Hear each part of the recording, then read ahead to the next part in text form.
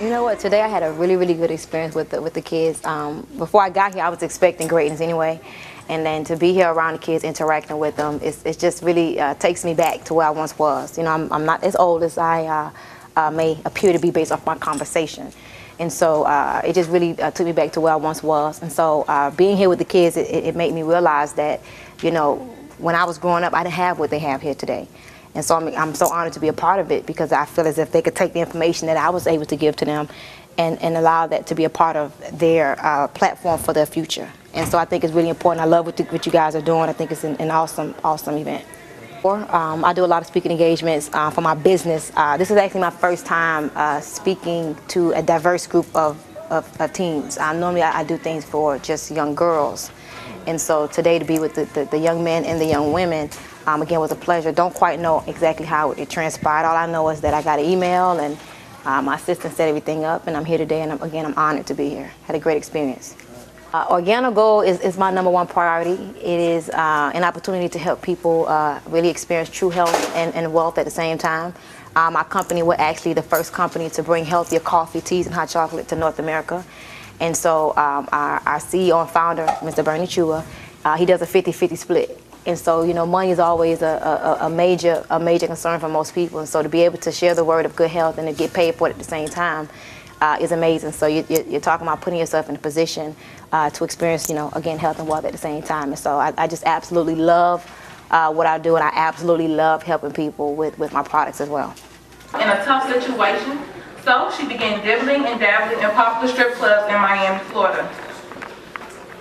By the age of 18, Stormy decided that exotic dancing would be her career path. After 3 years of the fast life, she realized that there was better out there for her. She decided to turn her life around and become an entrepreneur, owning several boutiques in Miami, Florida. But once again, was faced with temporary defeat after the economic downturn of 9/11.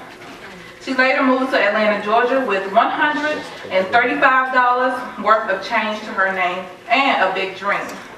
1 year later, Stormy Wellington became the first millionaire of the Amateur Millionaires Club.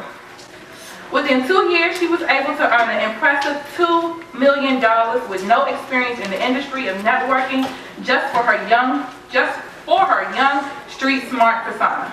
Now that she has great mentors and continues to self-develop herself, she has moved from amateur to professional, teaching professionals and non-professionals how to go from 5-figure income to 6 and 7 figures in 12 short months. She is now one of the industry's top multi-level marketing executives and considered a mogul in the industry. Wellington was able to leave her first company after making it to the top in 5 months. She later found a new home with the Organic Gold and hit the top position once again in 4 short months. How does one leave from one place, start over fresh, and move to the next in reporting breaking time? This is a question that you can only ask Miss Stormy Wellington. Let's give her a hand.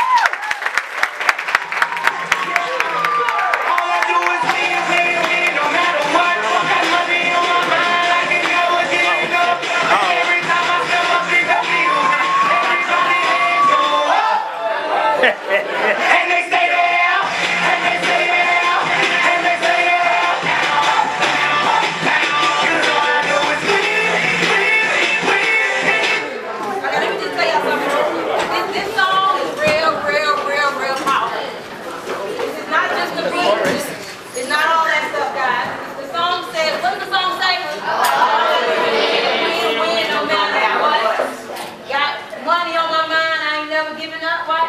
Because every time I can never get enough. Oh, I like that part. Okay. I can never get enough. Every time I step up in the building, everybody's hand go what? Oh. And I commend you. I'm not saying me, even though it is about me, but okay, I'm gonna leave it to y'all right now. And so every time we say I, because today is all about you guys, right? It's not about me. It's not about just me. It's really about you guys. And so anybody excited about today? Yeah. Anybody feel good, thankful? Anybody having a good time? Yeah. We definitely want to give it back to H.E.A.T, guys. Give it back to the whole swag. I'm really like what's happening right here. Because when I was growing up, we did not have this. And so before we go into the video really quickly, I want y'all to kind of get a little engaged, a little interactive with me, because I believe that I got to shift the energy up in here, because I can't really speak on what I want to speak about if y'all really hanging like y'all crazy, y'all really have no energy. I already know that this is the gangster crowd here. Yeah, like her, we not standing up. Okay, that's fine. You don't gotta stand up. It's not for me. It's really for you. I feel good anyway. Okay? And so when we play the song again, I want y'all to, stand up. So every time we say I want you to touch yourself. You gotta touch your chest, touch, reach your chest, whatever you wanna do. Okay, so let's go over the words again. I want to feel the energy, guys. I really want to help y'all feel good, but I don't know about you guys. I just feel absolutely incredible. So all I do is win, no matter what. Got money on my mind, I can't never get enough. Okay, because every time I step up in the building, everybody hands go up. I know your hand go up where it's pointing at right now. What's in the sky? Let you guess, exactly. Okay, one more time. They're not gonna give me what I need right here today. Come on, y'all. Yeah, one more time.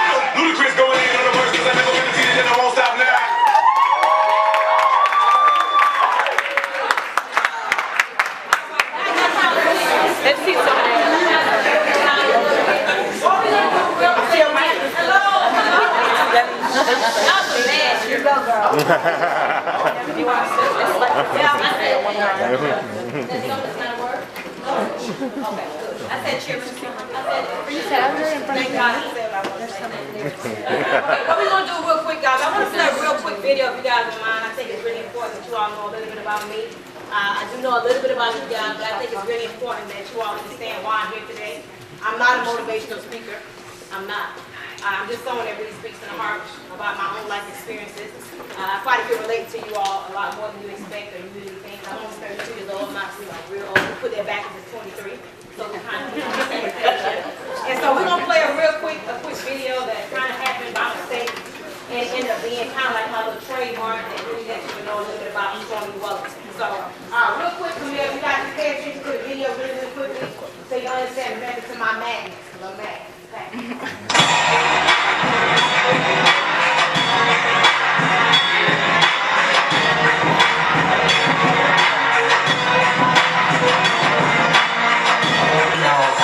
Stripping. I was a stripper. I say I don't like that word.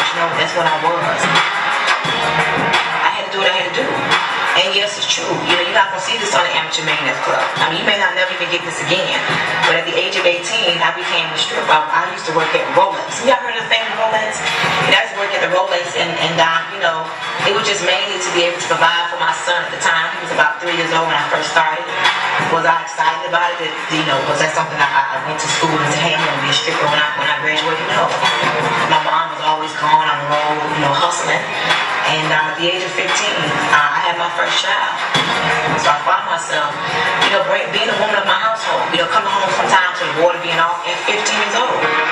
I dropped out of school in the 9th grade. I don't know a lot about business skills, but had a whole lot of determination and passion because of my parents, my mother, and my father. They raised me to go get it. I made a simple decision that this was not going to be my destiny. When I got about the age of 28, I realized that, this is not working. Let me move somewhere where I believe I could thrive and not just survive. So I stepped on faith and I moved to Atlanta. And what you see now is not what it was back then. Moved here and I was in the real estate industry. Did all right for quite some time.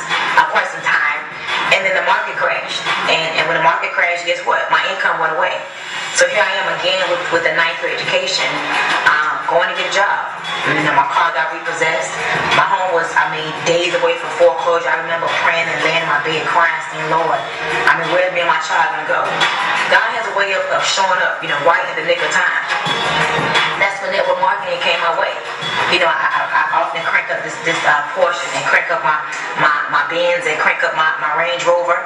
And remember that Passat. You guys hear about the story where my son used to fly off and I used to, it used to rain outside and rain on me. I used to laugh about it. Now when I tell a story, but when I think about it, it wasn't funny. every time I got in the car, the brakes didn't even work. But I just pray to God I didn't get in a car accident. Going to the gym to take a bath, my water was off. See, these are things that people don't know.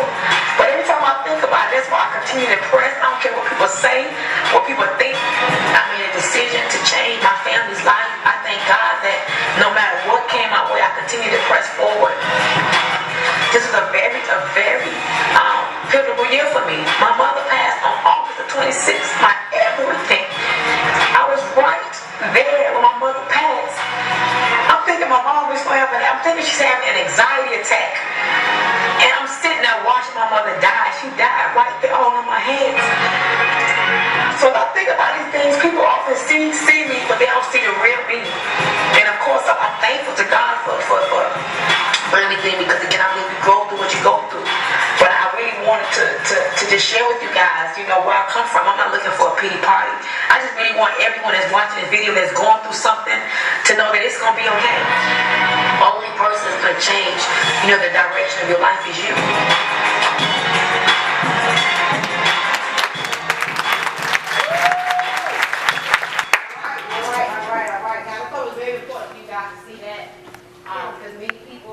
Don't realize that how you start is not how you have to finish, but you have to first be willing to make a decision, to make a change. And so I think it's very important that you all understand the thought process of how you do that. And so again, I hope you guys didn't come here just to get all pumped up and excited and that's it, and then leave here with no new information. I want to be able to share with you guys what it was that I did at the age of 15. And what I still continue to do right now to this day. I'm 32 years old, but I still continue to use this formula that has changed my life, is going to continue to do that. And so guys, the formula that we're going to talk about, can I get a volunteer to hold this board for me real quickly? Okay, the formula that I want to talk about with you guys today, and I really want you all to take this to heart to the degree that you're able to bottle this up, take it home with you guys. I don't want you just to hear it today and then forget about it. It's called the WIN formula. Anybody ever heard of the word WIN? So the rest of y'all just never heard of it. Am I in the right place? I'm just making sure that I'm in the right place. And I believe in acronyms, because a lot of times that's how we remember things. And so raise your hand if you have heard of the word WIN prior to today. Okay, awesome. Okay. And so as you watch that video, you would always think, well, wow, what did this person do? And that's the question I always get from people. What did you do to go from where you were before to driving Bentleys and Porsches and living in big homes and being able to, wake up when you finish sleeping and doing what you want to do, guys? It's because of the WIN formula. And so the first letter in the word WIN is what? W, right? And so, guys, what I imagine myself doing, even at a young age, the age of 15, is having willpower. Anybody ever heard the word will prior to today? Does anybody actually know what the word will really means? Does anybody know what that word really means? Wow, okay, this is the second group that we didn't know what the word will. Well, will is kind of equivalent to the word desire. Desire, willpower. Does anybody have any dreams and goals of where you want to go in your future? Does anybody have dreams and goals of where you want to go in your future?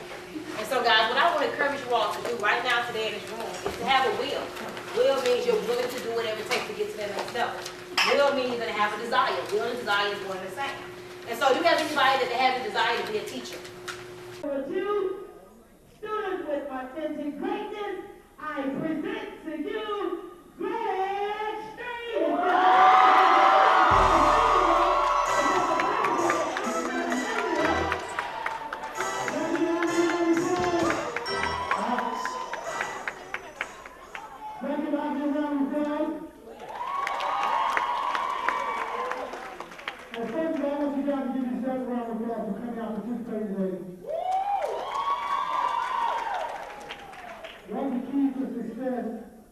One of the main keys to success is participation. So I want you guys to get on Saturday morning, come out here and have a good time, and learn, get inspired. It's very, very important. You guys can read you guys' future. Who like to read a lot? Raise your hand. You like to read a lot? If you don't like to read a lot, raise your hand. If you do not like to read a lot, raise your hand. Who knows what they want to be as a profession? Who knows what their profession wants to be? Who knows what their profession is? Who knows right now what they're going to be 10 years? Who's reading and learning about what they want to be in 10 years? If you raise your hand and say you do not like to read, but you also raise your hand and say you know what you want to be, you're going to have a problem. You're going to make it hard for yourself.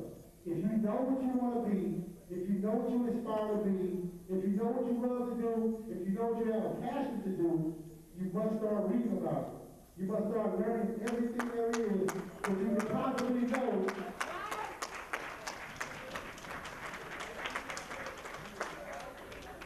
How often do we listen to the radio or we look on the internet and we see an artist saying, I got screws. They took my money. How often do we hear that?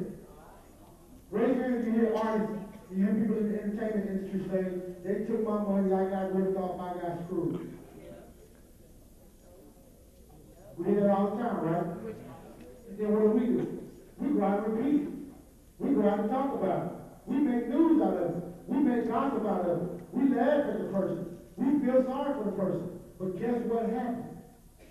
They couldn't read the contract. They didn't know what they were getting into.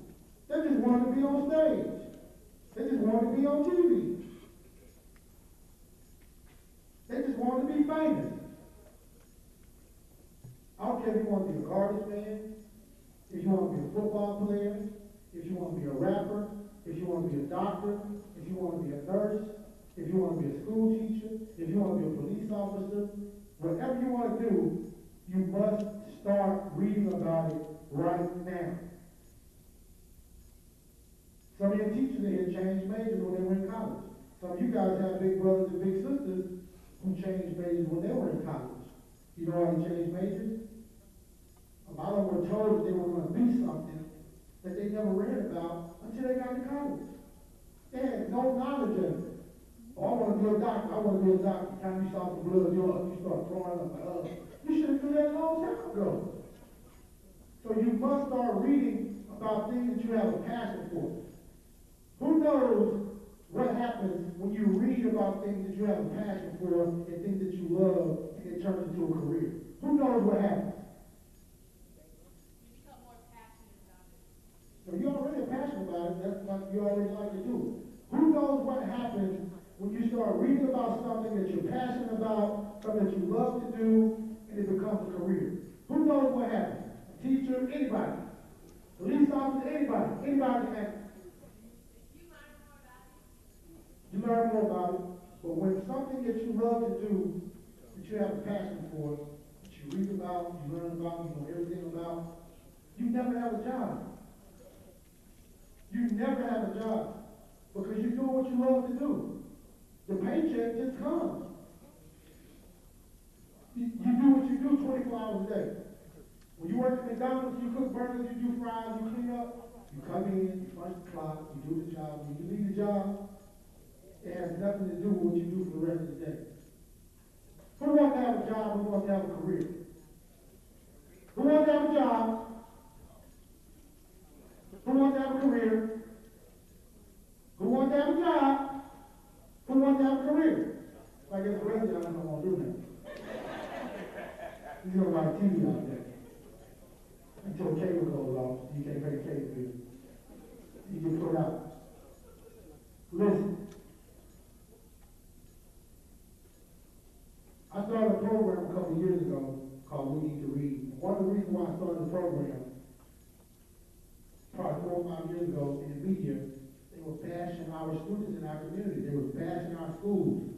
The reading scores are low. The test scores are low. The schools are behind. But the reason why it is because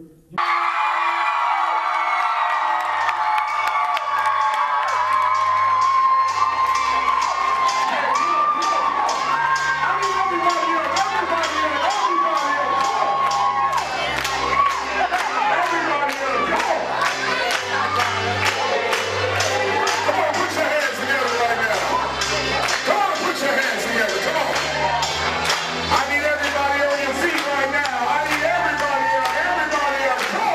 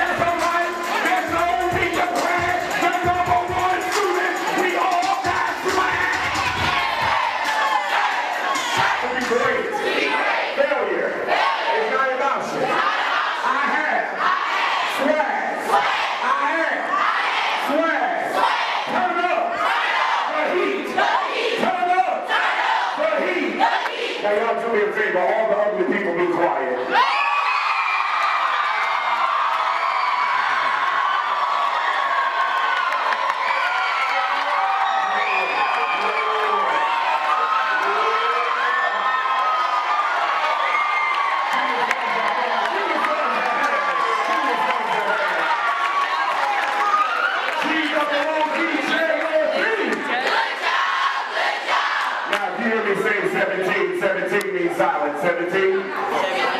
17 means silence. 17, heads up, back straight, eyes front.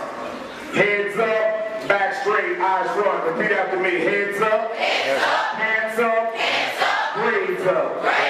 Heads up, hands up, braids up. Somebody say why? Because when you keep your head up, your pants up, and your braids up, you are telling America, I will never be property of the state, but I'm going to own property in the state. So somebody say, on this day, I bring my authenticity. On this day, I bring my gifts. On this day, I bring my talent. And on this day,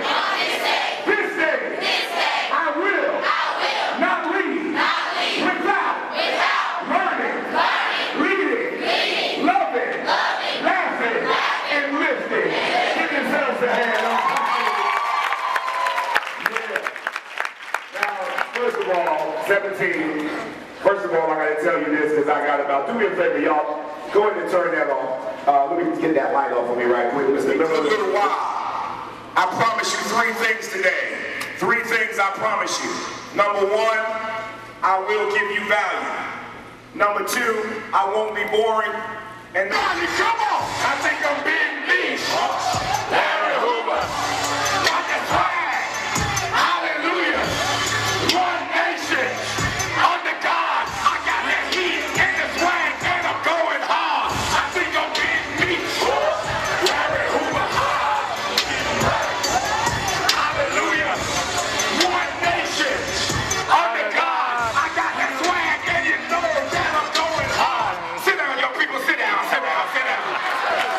Now, somebody say that was 2010. 2011. But when I get my diploma and when I get my college degree, say no job. Say I don't need a job. Because job, look at me. Everybody, y'all lean in, lean back, lean in, and freeze. You don't need a job because job stands for just over broke.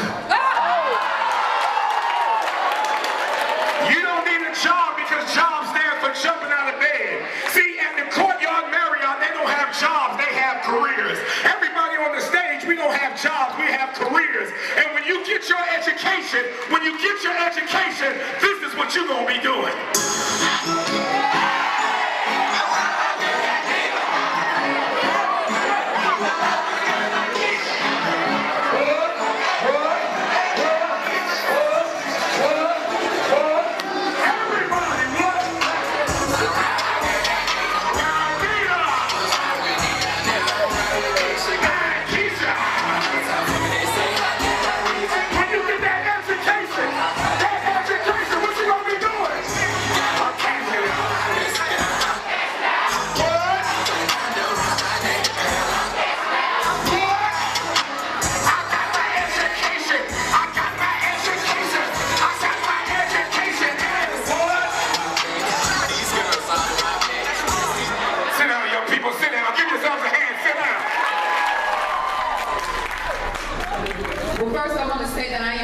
Standing in the presence of greatness. I do believe that you all represent greatness, so give yourselves a big round of applause this afternoon. I kind of want to give you some information. Before I do, I know that there are many of you here that don't know me, so if you will, I don't believe in any speaker that should stand in front of a group of young people without saying what you are and who you are, because all of us have credibility, and the credibility is the thing that causes us to do what we do.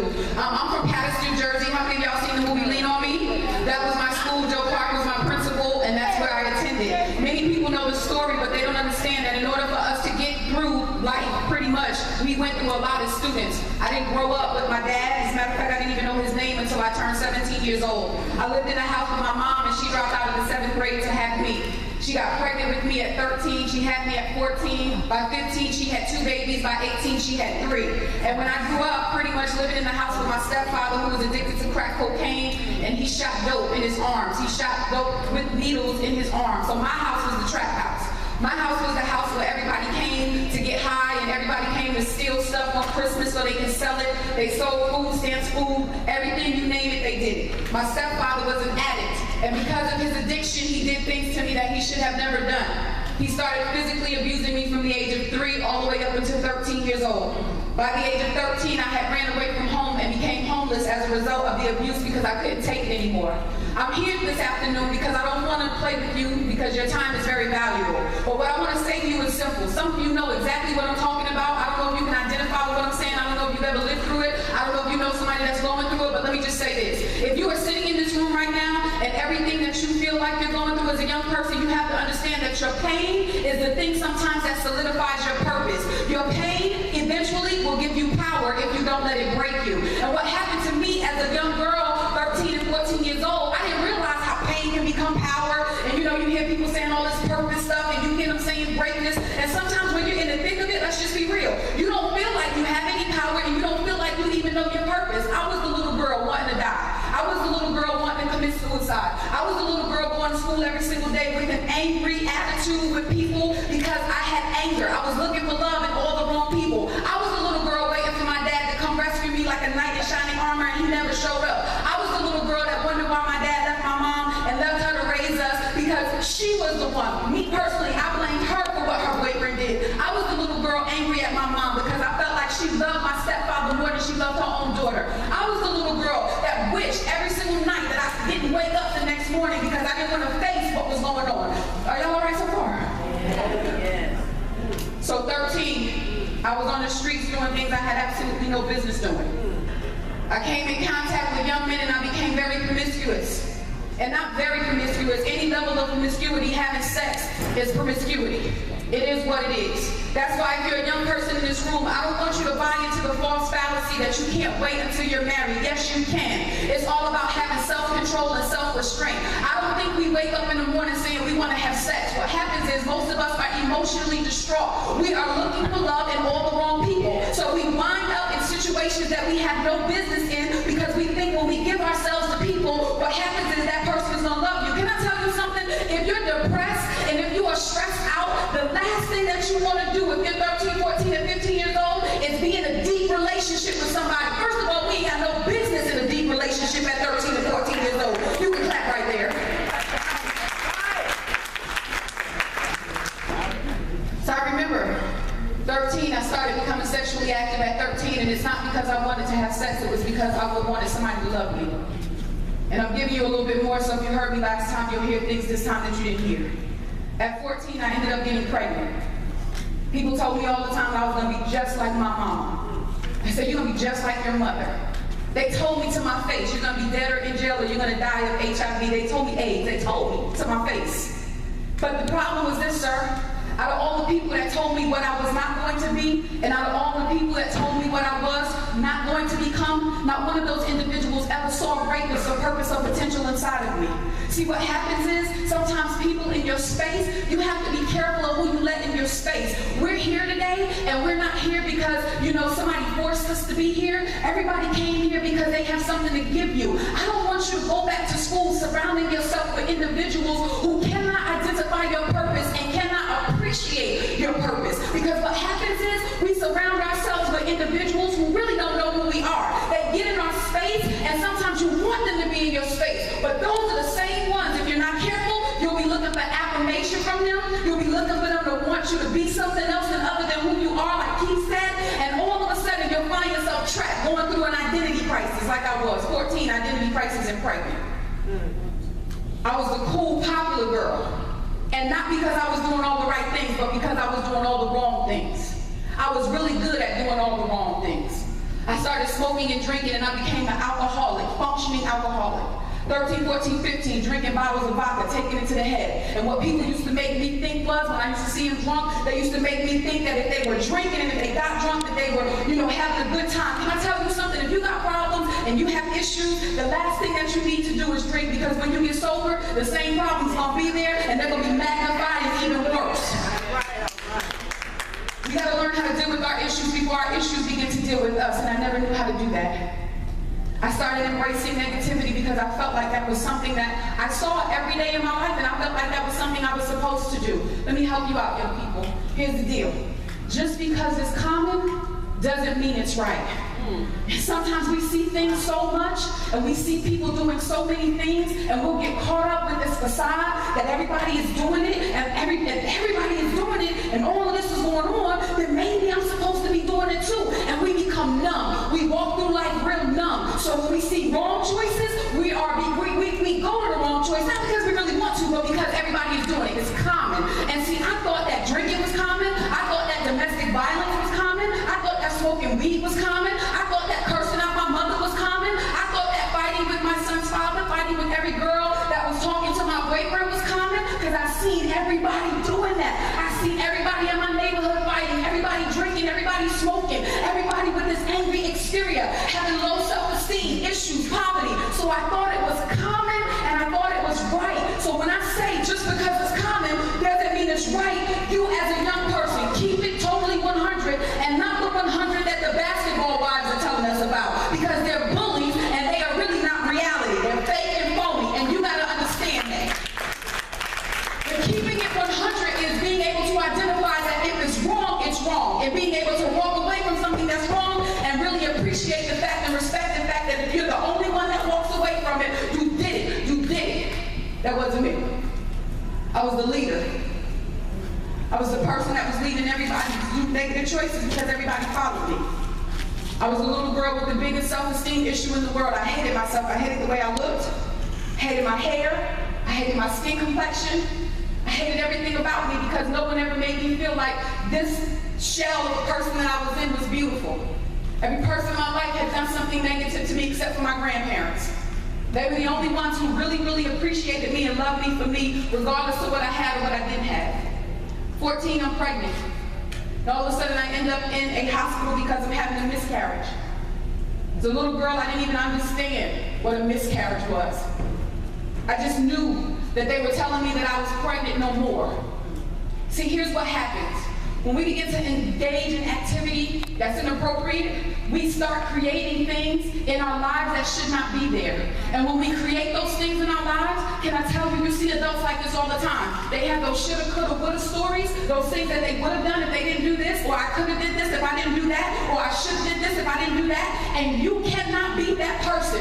You can't be that person looking over your life because you made a decision at 13 and 14 and 15 that you are not emotionally ready to make anyway. Because here's the deal. Most of us in the room, if rejection hits you, the first thing that you do is cry yourself to sleep. You don't want to eat. You don't want to talk to anybody. You don't want to be around anyone. You don't want anyone to say anything to you because the rejection hits you so hard. A person that you like didn't like you back. A person that you text didn't text you back. A person that added you on Facebook deleted you. Somebody put something on Twitter about you. And then all of a sudden you show up at school and they see you and everybody is janking, saying things about you.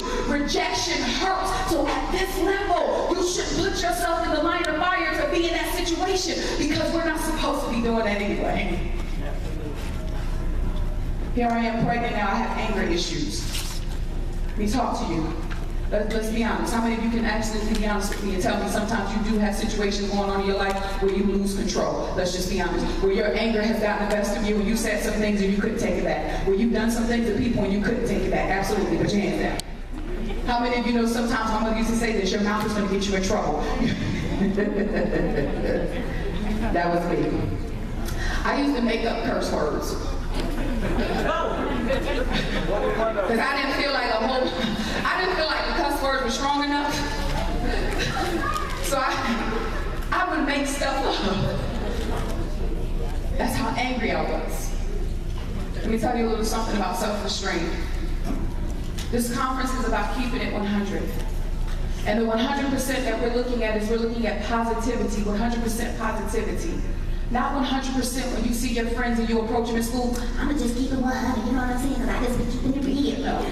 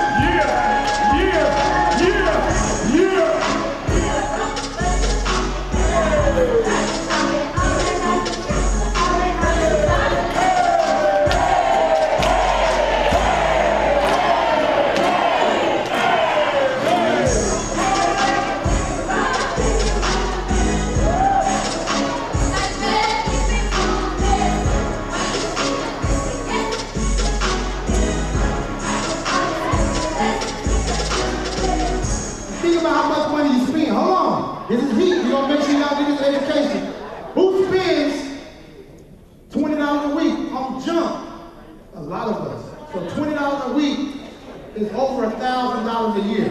Now, what grade are you in? Be out of school. Oh. Who's in your 5th grade or 6th grade? In your 5th, 6th grade, 7th grade? 7th grade? Okay, say you're in the 7th grade, so 7, 8, 9, 10, 11, 12. How many more you have to say in the next 5 years, if you save $1,000 a year, and just $20 a week, at the end of your, when you graduate, you got $4,000 in the bank.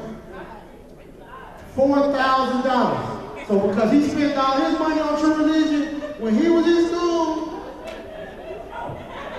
we ain't gonna do that, are we? We're not gonna do that. Don't say that. Give my money, man. You don't do nothing but spend it.